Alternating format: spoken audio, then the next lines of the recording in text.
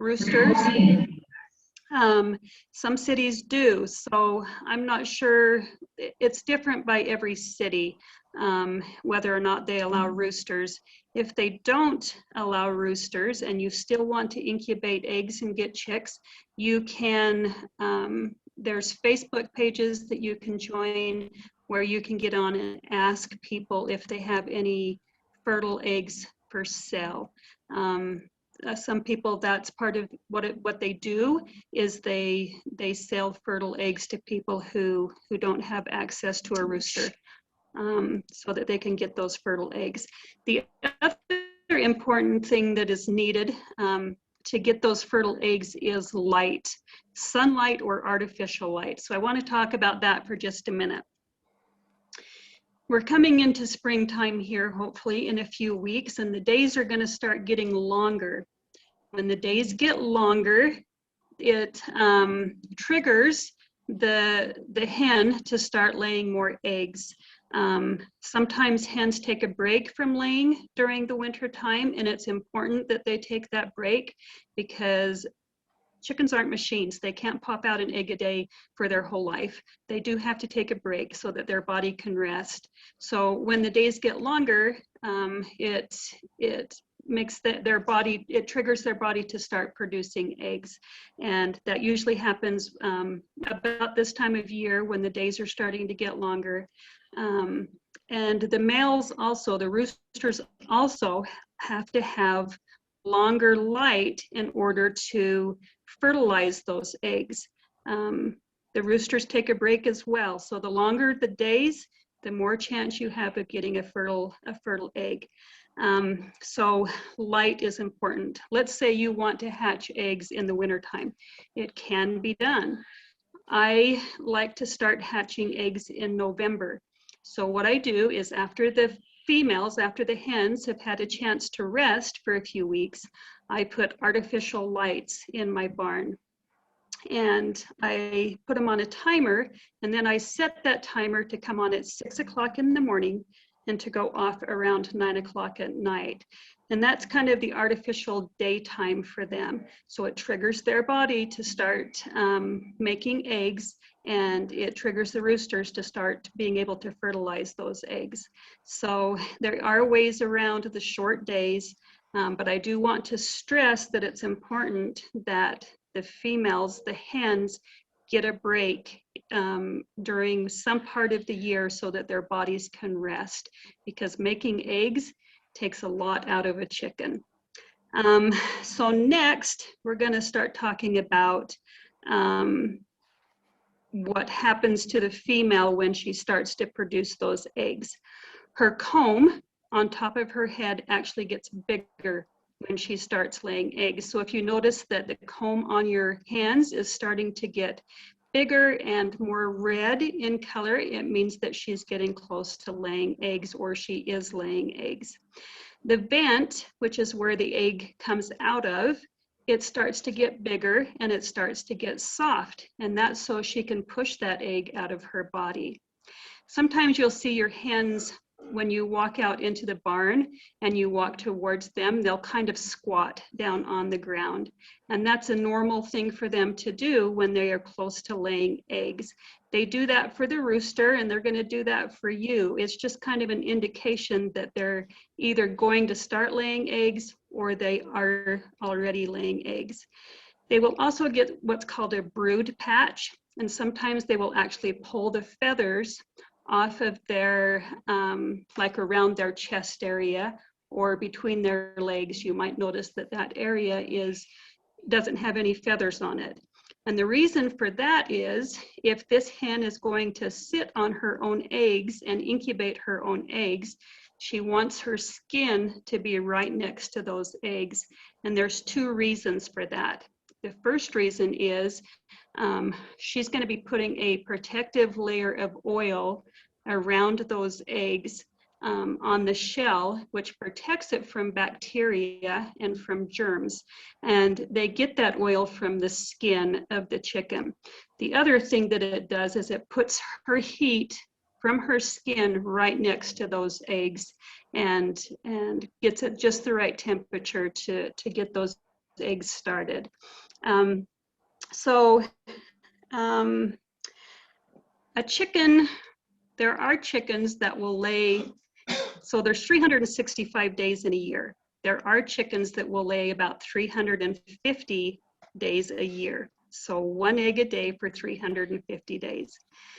They are the kinds of chickens that when you buy eggs from a store, it comes from those kinds of chickens. They're usually leghorns or some kind of a crossbreed of leghorn. They are made to lay eggs, and they are egg-making chickens. That's all they do. Most chickens don't lay that many. They can lay like around 200 to 250 eggs a year, which is actually quite a bit if you think about it.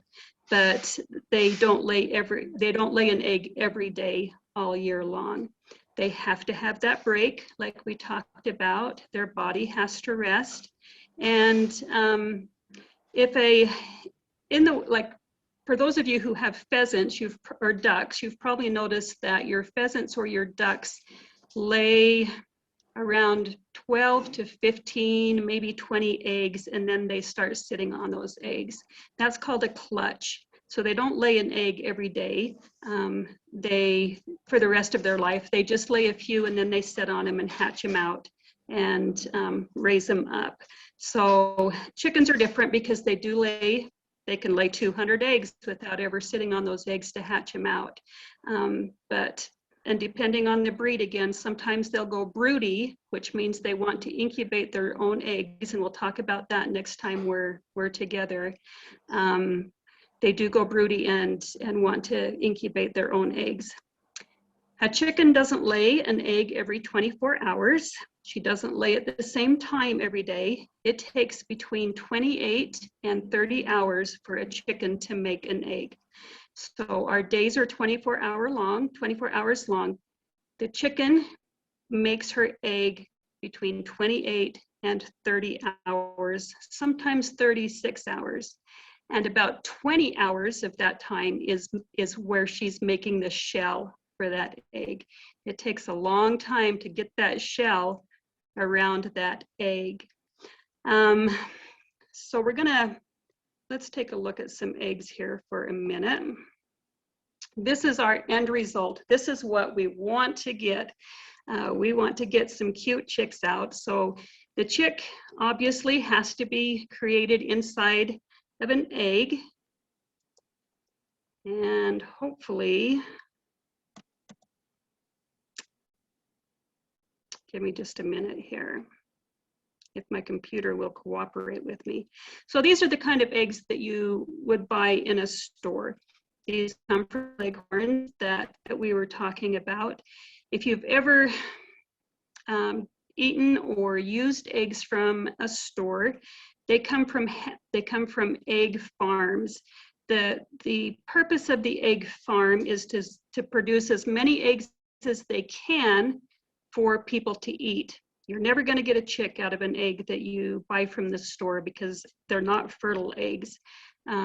They are just made for eating. One of the problems I have seen with eggs that you buy from a store is the shell isn't very thick.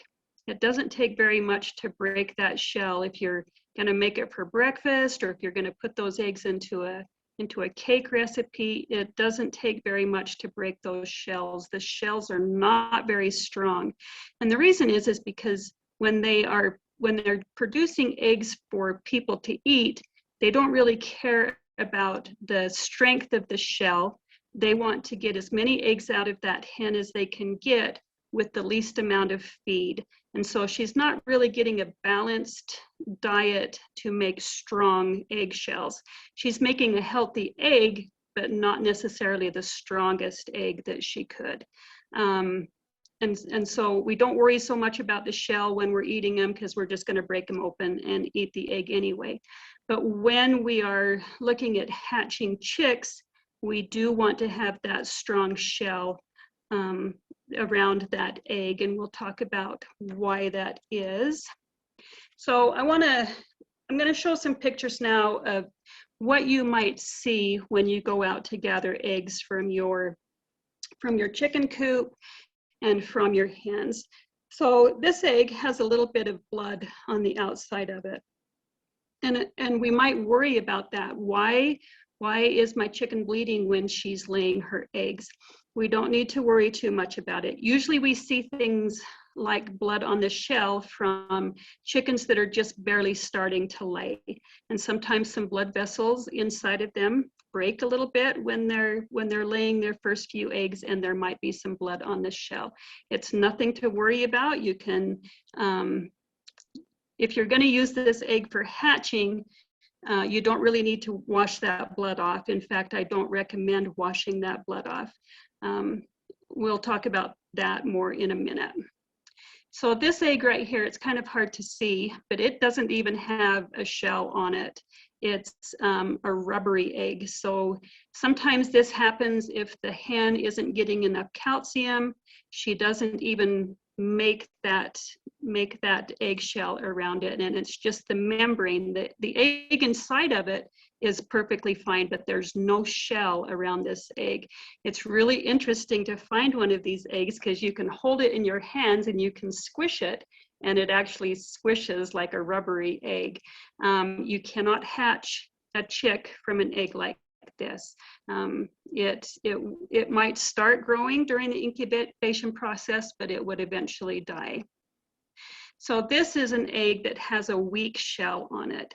You can see that the shell has broken in a little bit right here. It's broken in a little right here and is cracked and indented right here.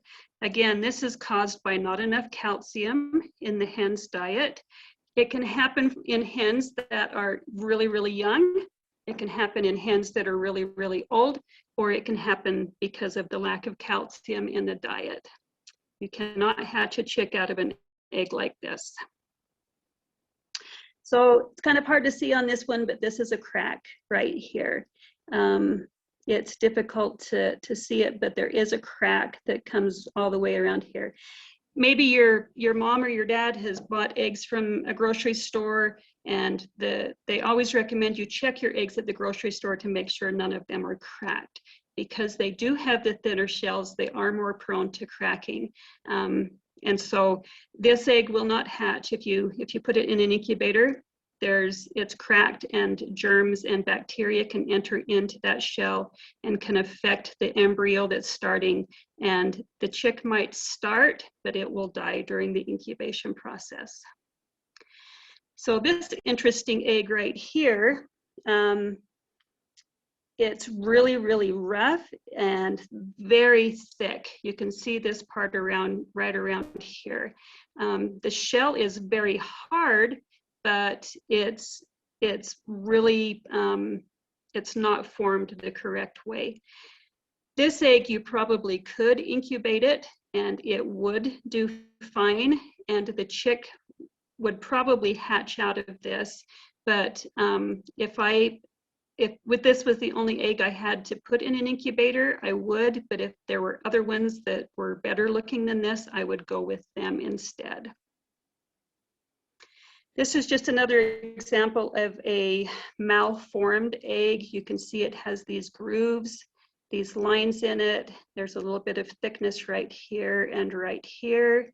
Again, this egg you could put in an incubator and it would probably hatch, as long as there's not any cracks or anything in there. It's just another example of an imperfect egg.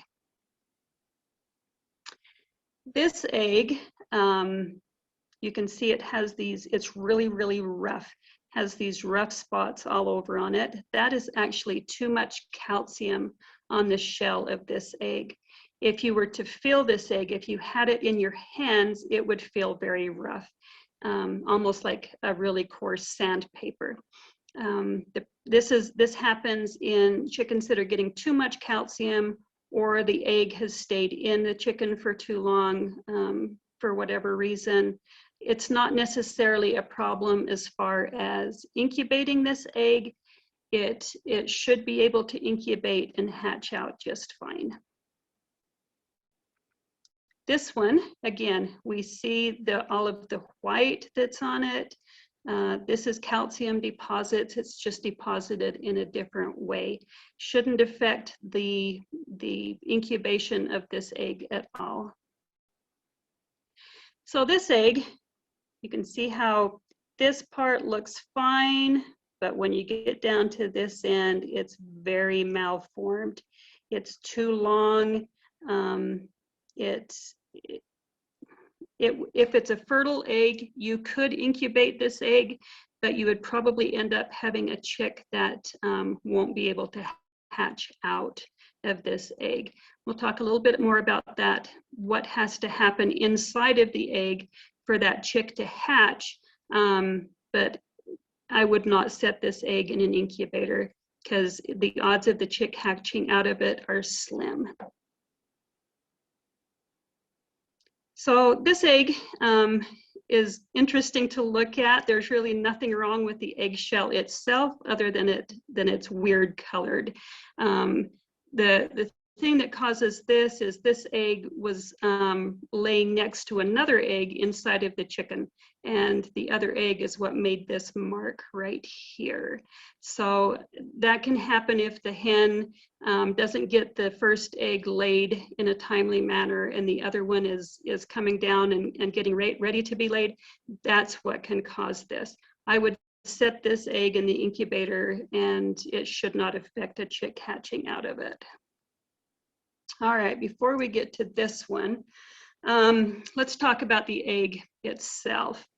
So the way an egg is built, it's built to withstand a lot of pressure from the outside. If you were to take an egg and put equal pressure all of the way around it, you would not be able to break that egg. If an egg gets bumped into another egg, or if you crack it on the side of a bowl, it's going to break. But equal pressure all of the way around it will not break that egg. It's built to be strong. And that way, the hen can sit on them. She can turn them when she needs to, and it won't injure the egg. If you look at the egg from the inside out, they are built to break. And the reason that is so that chick can hatch out of it. The chick has, we'll talk about this next time too, but it has an egg tooth that it uses to break around this part of the shell. And it does very effectively break that part from the inside out because the inside of the egg is weaker than the outside of the egg. This is a good example of what's called bloom on an egg. So when you gather your eggs, if you have them already, you'll notice that they kind of have a coating on them. It's called the bloom, and it's there for a very important reason, and that is to protect the chick from bacteria and germs. So if you collect your egg and it has some blood on it, or if it has some dirt on it, or some poop on it, you don't need to wash that off unless it's like really, really thick. And then even then, what I would recommend is that you just rub as much of that off as you can with a dry paper towel.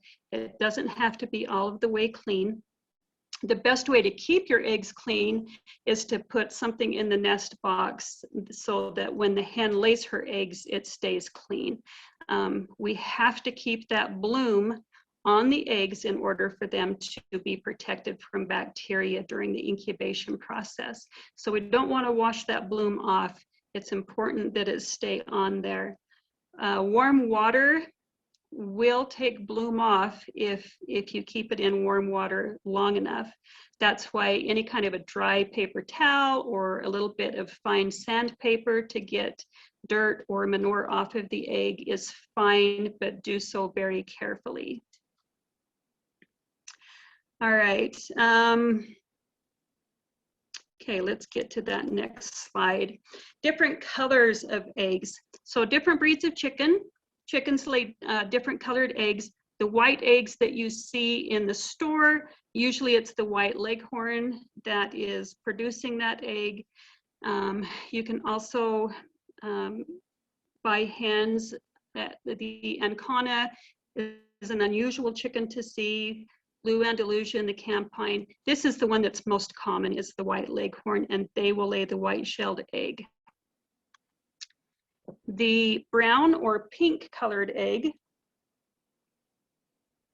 we'll call it brown because it really is more of a tannish brown color. These ones are laid by Australorps, Orpingtons, the Plymouth Rocks, the Rhode Island Reds, the Sussex. I also have Wyandottes that laid the brown colored egg.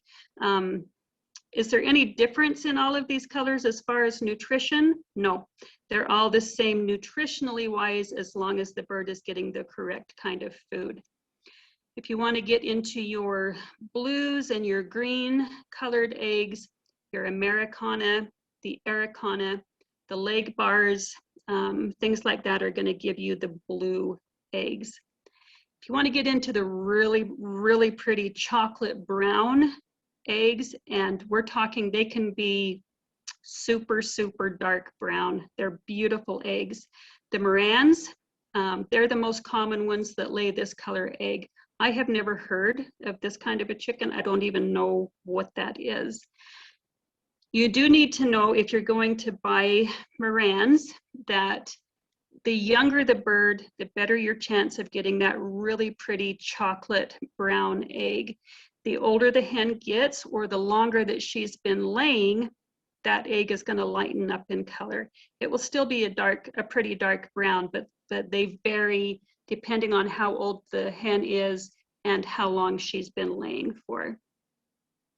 Your Welsumers, your Barnvelders, they're going to lay a brown egg, a little bit darker than this one. Again, a beautiful egg. And then you get into your Olive Eggers, which are going to start laying your really pretty olive green eggs. This picture does not do it justice. If you've ever seen an olive egg, you won't forget it because they are beautiful eggs.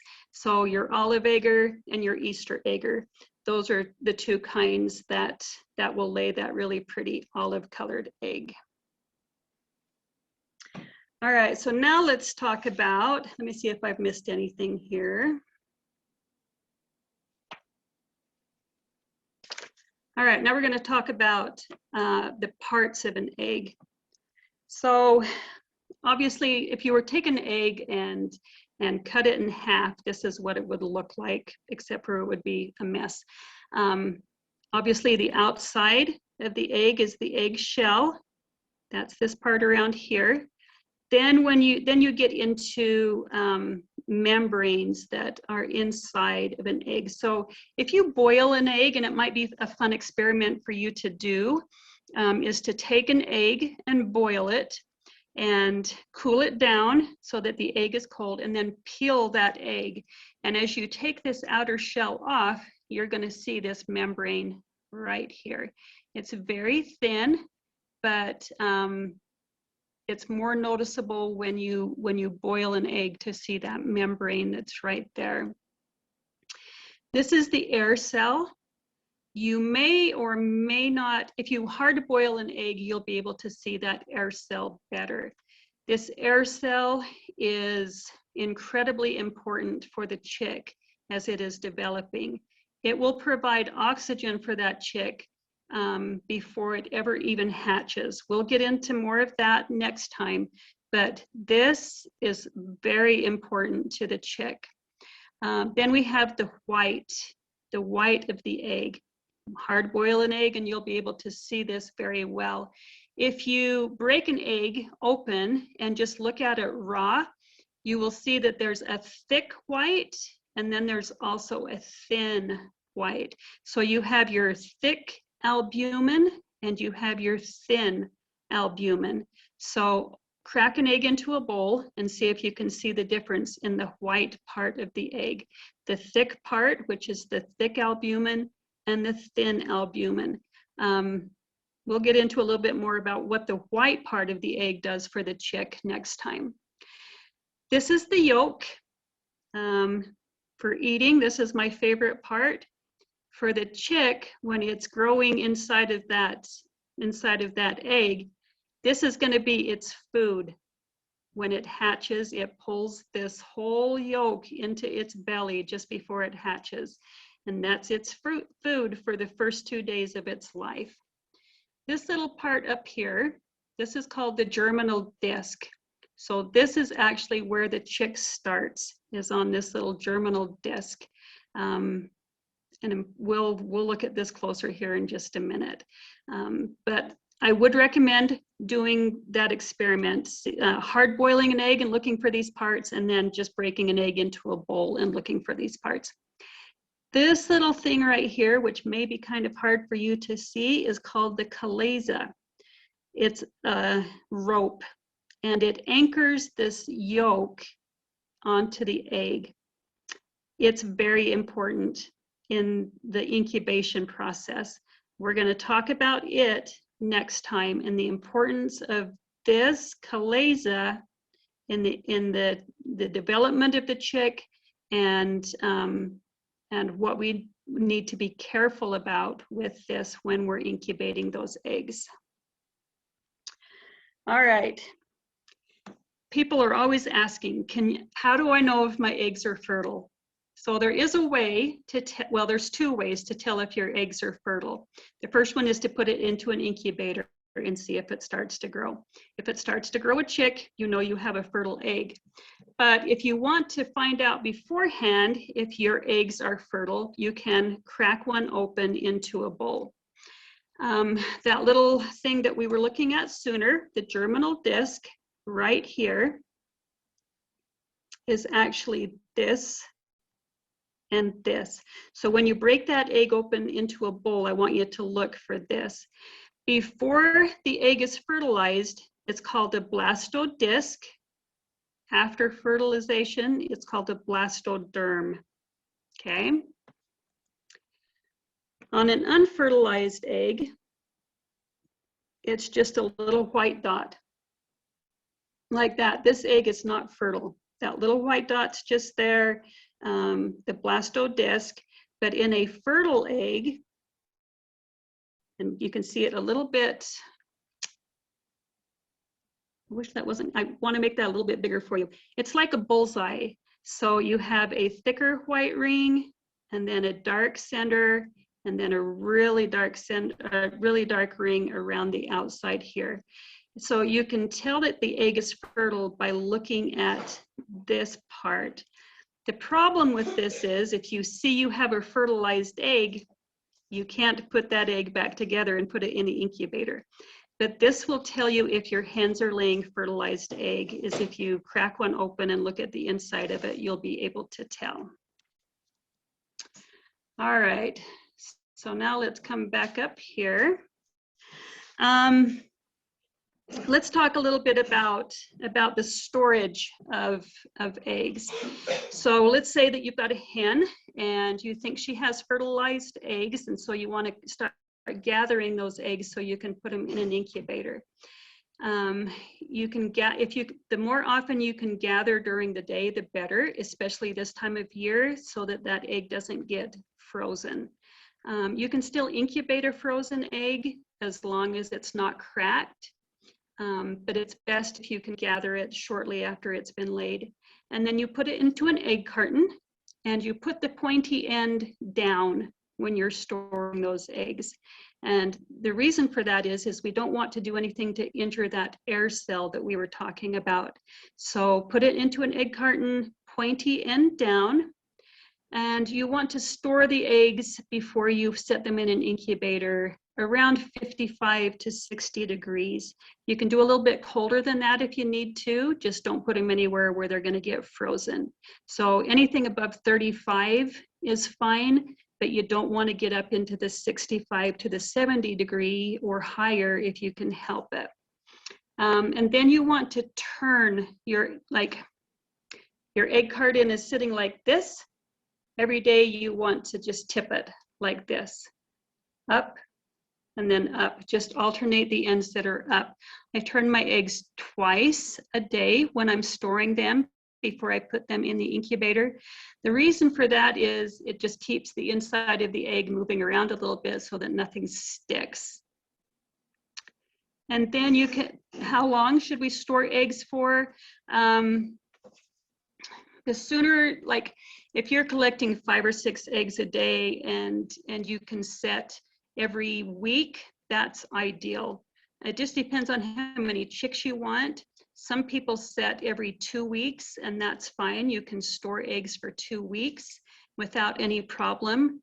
After 2 weeks, the chance of that egg hatching starts to go down. The longer you store the egg, the less chance there is it's going to hatch. So the longest I keep mine is 2 weeks before I put them in the incubator. And again, look at the size of your eggs. Some of you may know what a double yolk egg is. They're huge. You don't want to set double yolk eggs. People think, well, what if I get twins out of that eggs? Both chicks might start, but they're not going to hatch. So it's best not to put double yolked eggs in your incubator. Pick the eggs that have a good size and a good shape, because that will give you the best chance for getting healthy chicks out of those eggs. Let's see if there's anything else I wanted to talk to you about. I don't think so. Let's get into some questions here. How long do the chickens stop? How long do they stop laying eggs? That depends on, like when they're taking their break, that depends on the chicken itself and the breed of the chicken. Some chickens only lay in the springtime and the summertime when the days are the longest, and then they stop and they don't lay any more eggs for the fall and for the winter, and then they start back up again in the spring. Some chickens, like the leghorns, they'll take like a 2 or 3 week break, and then they'll start right back into laying again. So it just depends on the breed of your chicken, but it also depends on the individual chicken. Some chickens they just like making eggs, or else they just don't lay any eggs. I've got some that don't lay any eggs, and it's very frustrating. All right. I have seen small examples in the store. Are we talking about the size of the eggs? Eggs do come in different sizes, and stores do sell different sizes of eggs. You can get extra large eggs, medium eggs, and small eggs. If you have bantam chickens, which are kind of like miniature chickens, they still lay eggs, and they still lay eggs that are good enough to eat. They're just smaller. So if you have bantams and your recipe, let's say you're going to eat the eggs from your chickens, the recipe calls for an egg, you might want to use 2 bantam eggs to equal the same size as 1 egg. When you crack an egg, you can see it. I'm assuming that means that you can see all of the parts that we talked about. That caliza, that rope-like thing, that's going to be kind of difficult to see in your egg. It's not very big, and it's almost the same color as the white, but look for that. See if you can find that rope-like caliza that we were talking about. If we crack a fertilized egg, won't it kill the unborn chick? Yes, it will. I would recommend doing that check for fertility before you ever incubate that egg, because the chick will start as soon as you start the incubation process. So if you crack open a fertilized egg that hasn't been incubated, there is no chick starting yet. It's just a way to check for the fertilization. You can't put that egg back together, so it is just to check to see if you're getting fertile eggs. And then you can say, yes, I am, or no, I'm not. If you are, you can set the rest of the eggs from that chicken in the incubator. How to tell if it is a girl or a boy on the chicks. You wait until they start looking like a boy or a girl. There are some breeds of chickens that the chicks, you can tell if it's a boy or a girl based on the color of the chick, but that doesn't happen very often. Usually by 3 weeks, I can tell if my chicks are boys or girls. I've been doing this a long time, so it's gotten easier for me to tell if they're boys or girls. but usually you have to wait for a little while. How many eggs do ducks lay? Just depends on your duck and the breed of duck. Some ducks will lay a lot of eggs before they decide to sit on them. I've seen ducks, when I was growing up, we had ducks that would lay about 100 to 150 eggs in a year. And then they would decide, oh, maybe I want to raise some babies. And so then they would keep a few. We would gather them up to eat them because duck eggs actually make really good eating. But then we would leave a few for the ducks to set on to hatch out. So it just depends on your ducks. Some will lay 10 and then they'll decide to sit on them and hatch out the babies. Some will lay 100 before they ever get to that. What if the egg is not fertilized? Can you still put it in the incubator and get a chick? No. The egg has to be fertile in order to get a chick out of it. That's why in the store they sell unfertilized eggs. You will never get a chick out of an unfertile egg. It has to be fertilized.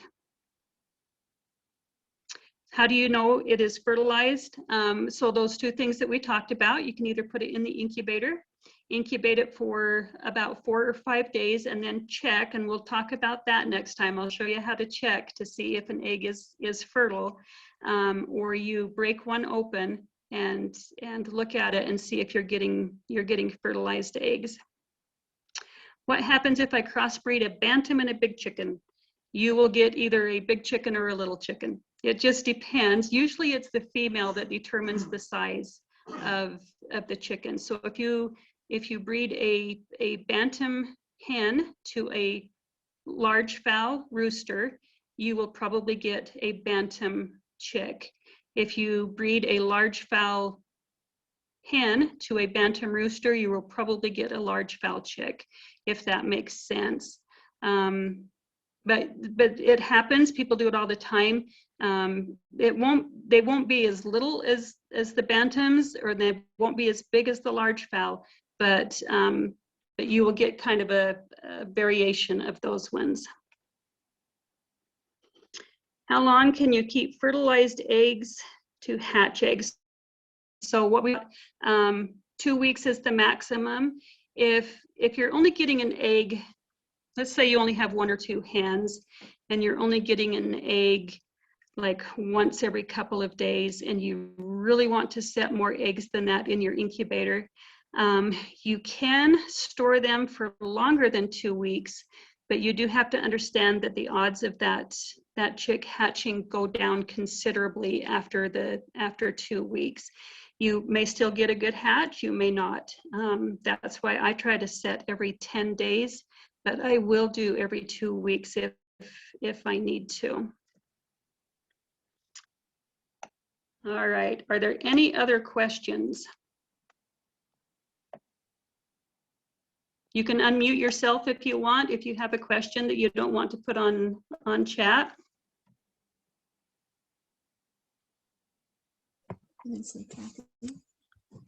I can hear somebody.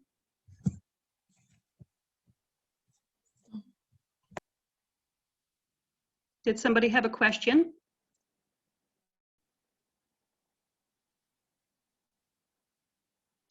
Okay, so we're ending a little bit early tonight. I hope everybody's okay with that.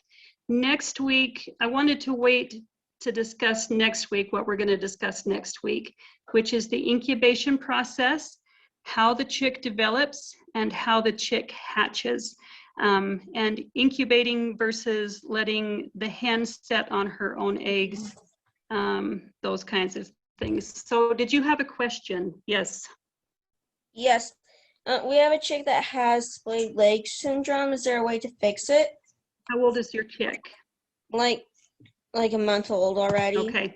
It's best to when you have a chick hatch out with splay legs, it's best to correct it within the first 2 days after it hatches. So is it able to get around at all? Yeah, she can hop around and wobble around. She scoots. So, okay, so are her legs sticking out to the sides, or are they sticking out behind her? Well, there's only one that sticks out straight in front of her. Okay, straight in front of her. Okay. You can try doing what's called hobbling. So you take a kind of a soft tape and you tape her legs together so that they're a good width apart. And you want to make sure it's a soft tape that's going to be easy to remove. And you can try hobbling her for a few days and see if that corrects the problem. Don't get the tape too tight. You don't want to cut off the blood supply to her legs. Sometimes it will correct itself even in an older chick. When they're brand new chicks, their tendons haven't tightened up yet, so you can hobble them as new chicks, and it works in about 24 hours. It fixes the problem. Older birds, because those tendons have started to get harder, and they kind of stay that way. It's not impossible to correct it, so I would recommend hobbling her. You can go online and look for ways to do that. There's some soft tapes that people use to do that, and just see if that corrects the problem. Okay. Would vet tape work? Yes, I'm glad you know what vet tape is. That's what I would recommend, is vet tape, vet wrap. You make it a little bit, so do it about an inch. I'm not sure what size your chick's legs are, but you don't want to wrap the whole leg. You just want to do it about halfway up her leg, and wrap it around so that she can still walk, but it's holding those legs closer together. And hopefully that corrects the problem. So leave enough room that she can still move her legs back and forth to walk. It's going to take her some time to figure out how to walk with that leg back a little bit, but she'll probably get it figured out. And then hopefully her tendons are still pliable enough that it will correct the problem. And then you can take that tape off after a few days and see how she does. If it hasn't corrected it, then try it again for a few days and see if over time it corrects it. Does that answer your question? Yes. Okay, perfect. Anybody else with a question? How long does it take to incubate a duck egg? A duck egg takes 28 days. And actually, it depends on the duck breed as well. There are some ducks that are around, what do you think, 30? Yeah, 28 to 30 days, but usually it's 4 weeks. So a chicken egg, 3 weeks, a duck egg, 4 weeks, turkey eggs, 4 weeks. And that's pretty much across the board. That's how it is. So before we go, I just wanted to let everybody know that the Utah Fancy Poultry Association is having a poultry show in Ogden in March. And if you want to come see that show, the public is welcome to come on Saturday, the 13th of March. I recommend that you come in the morning because our show is going to be closing down around 2 o'clock in the afternoon. But you'll be able to see chickens and ducks of all shapes and sizes.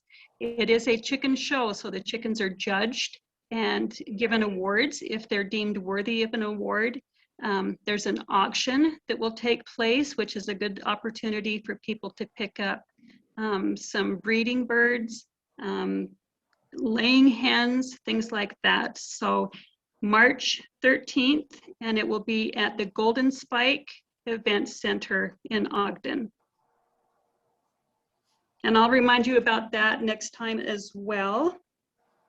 And next week, we're going to talk about chicks, and we're going to see some chicks, and we're going to watch some chicks hatching. It's my favorite part of the poultry world. It's going to get us all excited for spring and everything that comes with it. So thank you, everybody. Hey, Kathy. Yes. I have a couple of questions. Thank you. Okay. One is, Could you tell us again, where are some good locations to pick up fertilized eggs if you're Yes. trying to get started and don't Okay. have chickens already laying Yep. them? So on Facebook, and that's my recommendation, there are poultry pages. One of them is called Cache Valley. Hang on just a second. Let me find it on here.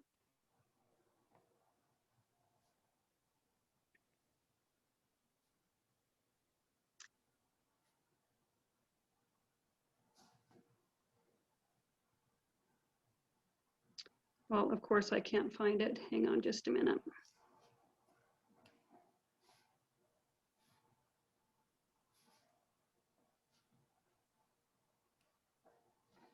Cache Valley Backyard Chickens is a good one to go to.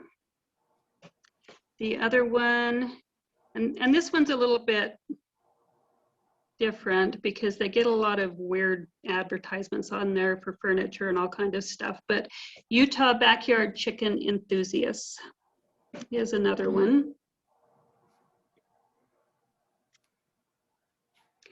And what you can do, oh, there's also one in Idaho. Let me find that one.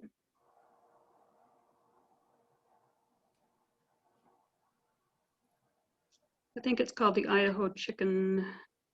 The Utah Idaho Chicken Connection is another good one.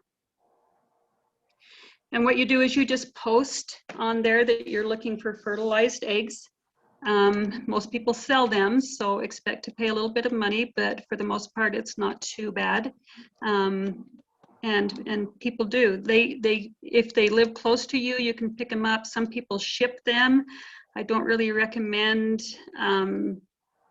It's hard. It's hard incubating eggs that have been shipped in because the shipping process does a number on them, but it can work.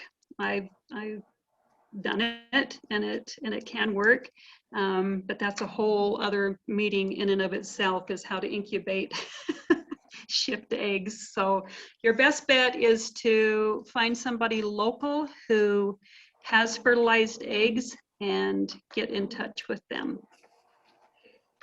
Okay, if you will email me the information about the show in March, I will include that in our next meeting's email link so that they have it in writing on. Perfect. So I will include that there. Okay, I'll send you the flyer for it. It has a lot of Perfect. information on there. Perfect. Okay, and Saturday really is the best day to come. They can come on Friday. You can come on Friday if you want, because that's the day we do the judging. But the auction part starts on Saturday mornings. So, and that's when the public can come through and see who won and just kind of look at the chickens at their leisure. So it's a fun deal. It really is. It's fascinating. So I'll get you that flyer. Did you Let's see. see the question on there? They're wondering if you will be showing at the show. I will. Yep, I will. I will have some chickens there at the show. There's a couple of other questions here I want to touch. Have we got time to touch on just a couple more? Absolutely. You betcha. What happens if a father breeds to the daughter? That's fine. In fact, a lot of breeders do it that way on purpose because they pass on the good qualities from each chicken. And so fathers to daughters and mothers to sons. It sounds kind of weird, but in the poultry world, it's okay to do that. All right, and then we'll send the info for that, and I will have some chickens there at the show. If you come, find me and tell me that you're part of the 4-H meetings that we've been doing, so that I know who I've been talking to for these weeks. And I'm happy. I'm the president, so I'm going to have some responsibilities that I've got to do there and some running around. But I'm always happy to answer any questions that anybody has, especially from this group. So I'd be happy to talk to you about some things. All right, everybody, we'll see you in a couple of weeks. Thanks everyone for joining us. It was fun to have you tonight. Okay, thank you.